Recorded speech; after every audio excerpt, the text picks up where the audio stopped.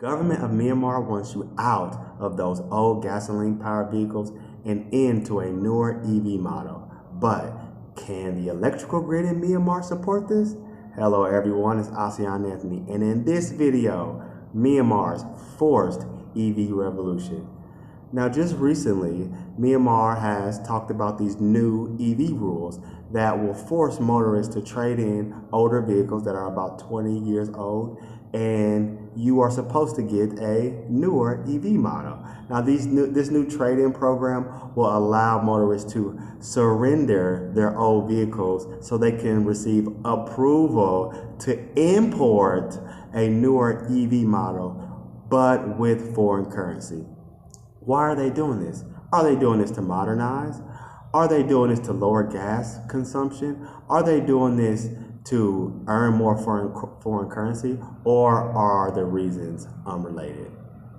Now let's ask ourselves a few questions about this policy. First question, the most obvious question.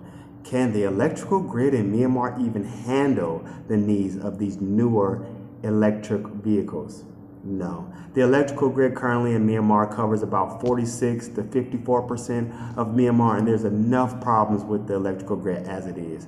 But there is a solution. According to the government, they plan on using a more decentralized powering stations. It's solar power, it's Chinese tech, and this will allow people to charge their cars without the need of the current electrical grid, which is good, but that does require more Chinese reliance. Next, is this policy really just a foreign exchange policy? Yes. Let's remember that you do need to buy these cars with foreign currency. And what is going to happen is Myanmar is looking for ways to move away from the petroleum market because the petroleum market is dollar denominated, but the solar market is mostly yuan denominated.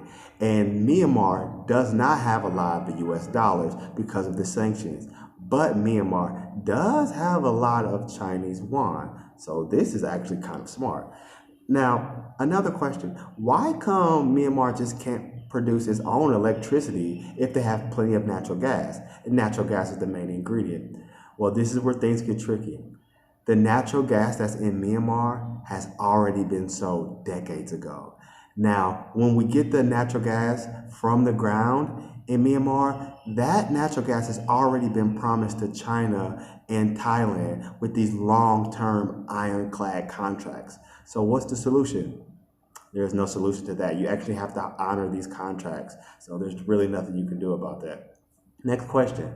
Why come Myanmar just cannot build more high voltage power lines to get more electricity from China or from Thailand or from other parts of Myanmar? Well, Myanmar did try that, but because of the conflict, a lot of the construction was damaged.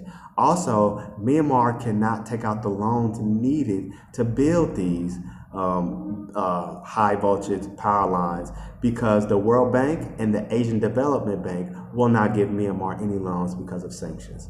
So what's the solution to this? Well, you already have Russia helping Myanmar build these lines.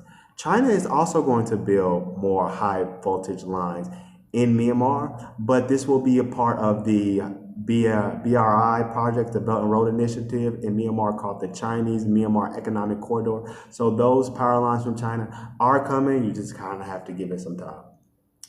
Last question, who benefits from this? Now, we all know who benefits from this, but I want to be respectful and I'm not really going to say.